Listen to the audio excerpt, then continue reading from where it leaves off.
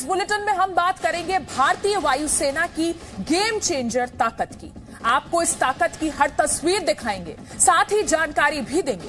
तो अगले 10 मिनट में आप देश में विकसित लाइट कॉम्बैट एयरक्राफ्ट भी देखेंगे। उसके नए सिंघम से पाकिस्तान के साथ साथ चीन और अमेरिका भी परेशान। भारत की 5वीं पीढ़ी के इस फाइटर जेट का नाम है, उसका नाम बता देता हूं, इसे आप फिफ्थ जेन फाइटर जेट है ये, क्योंकि अभी राफेल जो है ना वो 4th जनरेशन, ये उसका बाप है, उससे एक कदम आगे। इसका नाम है एडवांस्ड मीडियम, इसका नाम है एडवांस्ड एयरक्राफ्ट, का नाम हो गया AMCA, एम का।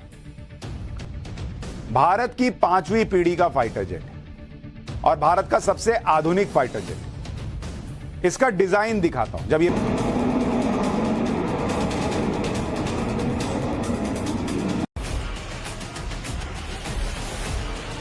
एरो इंडिया 2025 में भारत ने इतिहास रच दिया। पहली बार भारत के 5th generation stealth fighter jet यानी एमका का 1.1 स्केल मॉडल दुनिया के सामने पेश किया गया। एक मीडियम स्टेल्थ फाइटर जेट है, लेकिन कहा जा रहा है कि इसको कंपेयर किया जा सकता है F-35 से। जैसे ही इस मॉडल की तस्वीरें सामने आई, सोशल मीडिया पर हड़कंप मच गया। भारत का ये स्वदेशी 5th जनरेशन फाइटर जेट अब F-35 और सुखोई 57 जैसे दिग्गज लड़ाकू विमानों को चुनौती देने के लिए तैयार खड़ा है। पाकिस्तान में खलबली मची हुई है। पाकिस्तान की वायुसेना 24x7 हिंदुस्तान का आसमान निहार रही है। अमेरिका, रूस और भारत के फाइटर प्लेन बेंगलुरु के आसमान में ताकत की नई बानगी पेश कर रहे हैं। बताइएगा, ये 5th जनरेशन फाइटर जेट कुछ डिटेल में बताइएगा सर कि ये क्या है। लेकिन सवाल बड़ा है कि और एमका की पहली उड़ान कब होगी।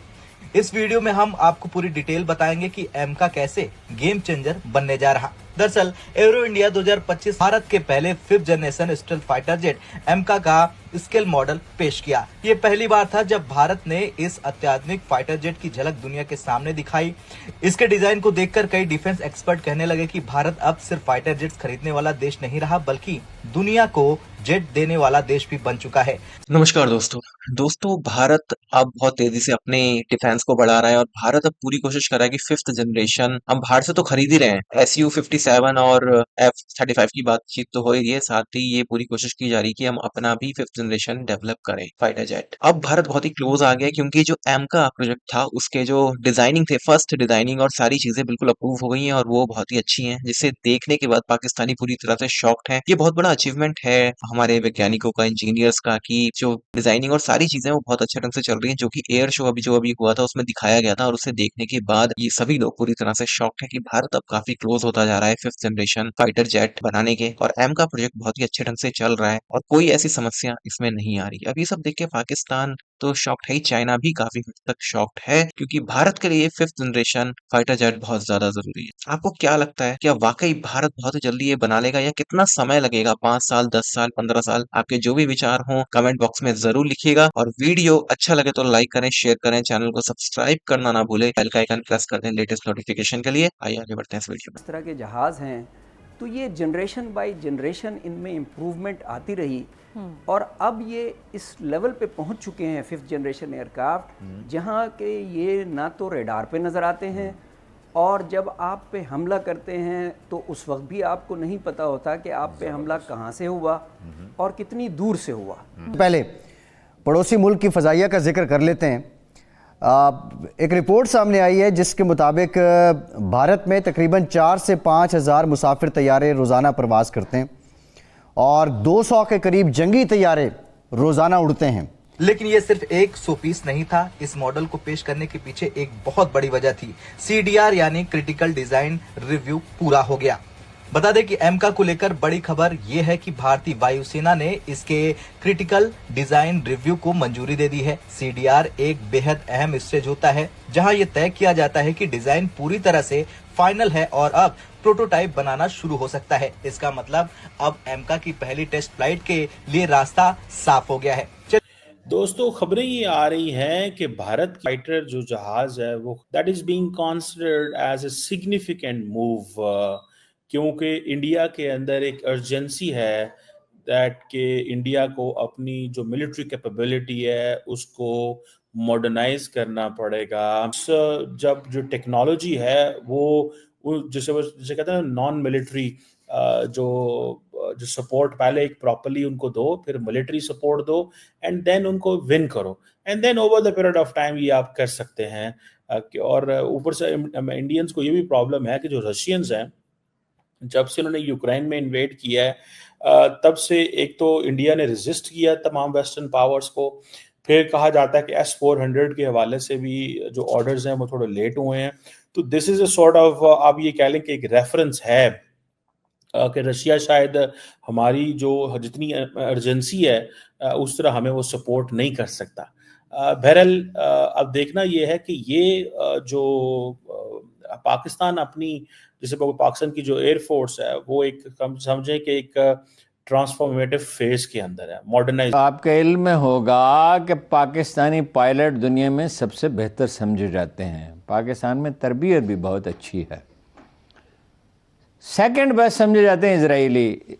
मसलन F-16 पे एक इजरायली पायलट 2 साल में तरबियत अपनी मुकम्मल करता है, पाकिस्तानी पायलट 9 महीने में करता है।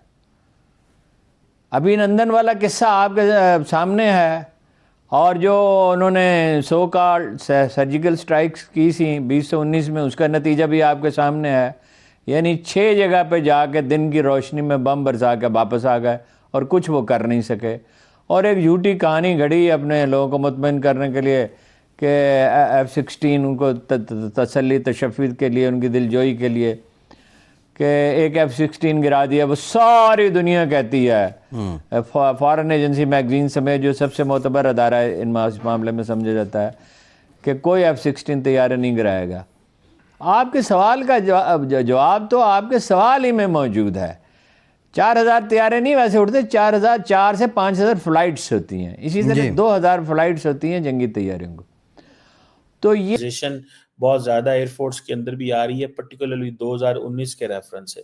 सो ये हमारे लोग यहाँ ये समझते हैं जो हमें, क्योंकि नॉर्मली मिलिट्री के रिलेटेड इंफॉर्मेशन नहीं आती, तो जब कभी कोई ऐसे दोस्त जिन्होंने सर्व किया हो एयरफोर्स के अंदर उनसे पूछें तो वो ये कभी बताते हैं कि एक स्ट्रेटेजिक ट्रांसफॉर्मेशन आ रही है पाकिस्तान के अंदर, के हमें भी जो 5th generation stealth fighter jets हैं वो लेने की ज़रूरत है।